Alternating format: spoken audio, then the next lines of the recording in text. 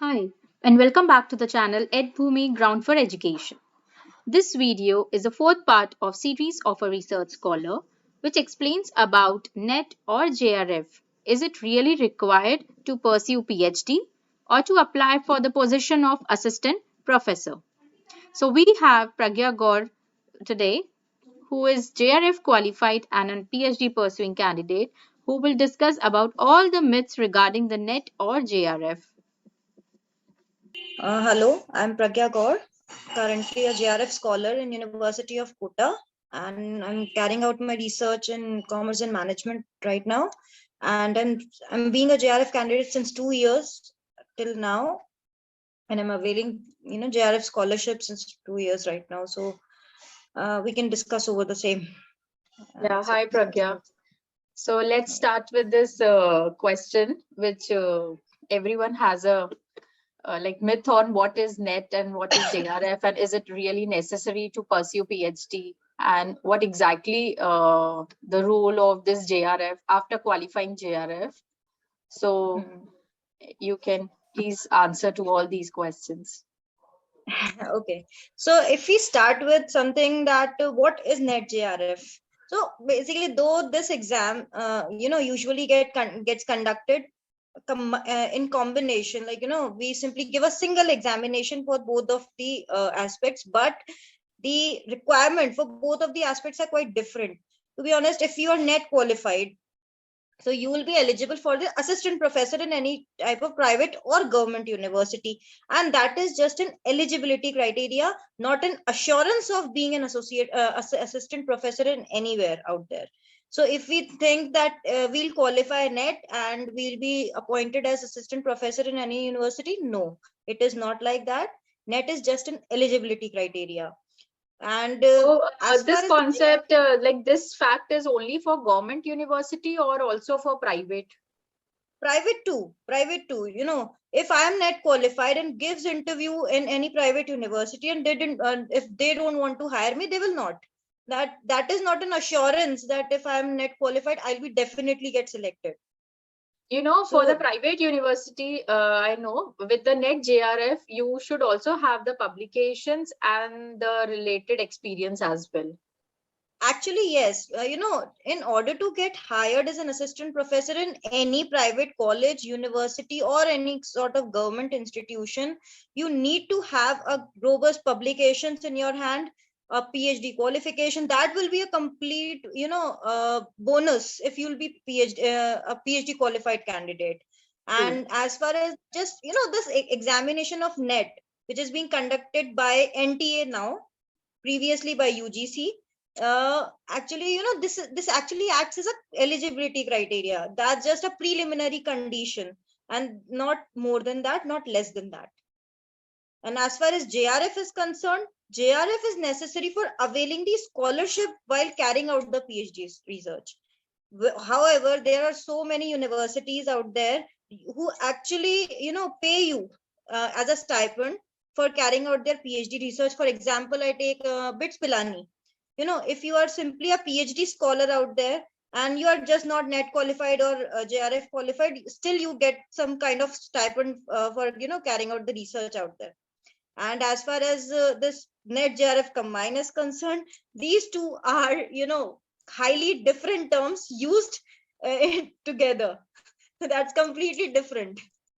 And yeah, there is no necessity of having NET to carry out PhD, because there are several research entrance tests taken by the universities to get the PhD candidates in there. So it is not necessary to have NET to carry out the research, but I suggest that have JRF before going for a PhD, because PhD is a very exhausting thing, and you simply need a motivation to be stick into it for a long period of time. That's true, if you not get a proper guidance. Yes, definitely. And the example which you have taken for BITS Pilani, so you said that if the person is not even qualified NET or JRF and still pursuing PhD, so do you think they are having any like private exam like RET, research entrance test, many universities are undertaking? Yes, yes. Actually, in order to be a PhD candidate in any university, either you should be net qualified, or you should, you should have qualified the research entrance test by the, conducted by the university. University. One more spunk in that. In both of the cases, at the interview level, the candidate the net qualified candidate and the candidate who has qualified that research entrance test is at par. There is no difference in both of the candidates. And yeah, though one thing is there, while there is a merit list get prepared for the selection of the PhD candidate, and in that case you simply get some points for net and some points for JRF. But that is merit criteria just does not get followed by every university. This is not universal. Some universities adapt this, but some university doesn't adapt. Okay, okay. So you mean that NET JRF is not compulsory for pursuing PhD? Yeah, for pursuing PhD, yes, but for being assistant professor in any university, it is important.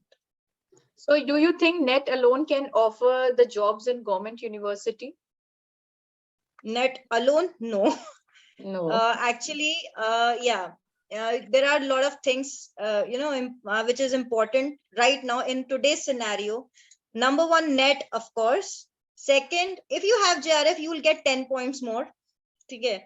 Then third, publications. And fourth, which is very, very important, that is PhD.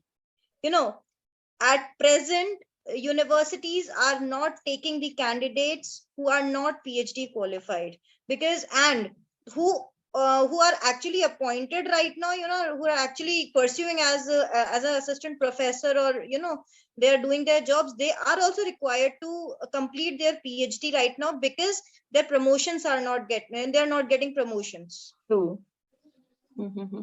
And what else, what other exams are there if one is NET or JRF qualified and still would like to enroll with the government university for a job? Usually there are state examinations. For example, for our Rajasthan, there is RPSC.